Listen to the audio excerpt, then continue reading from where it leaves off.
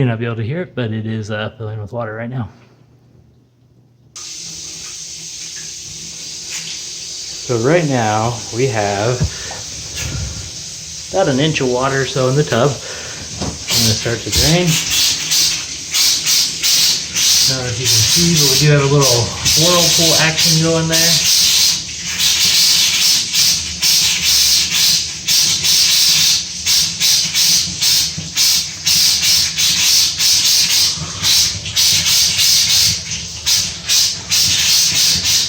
It is draining really well.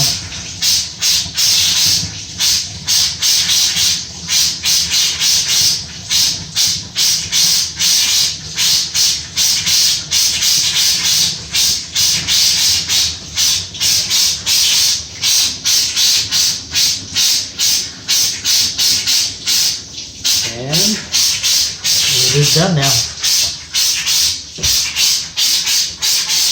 Just show you the bathroom.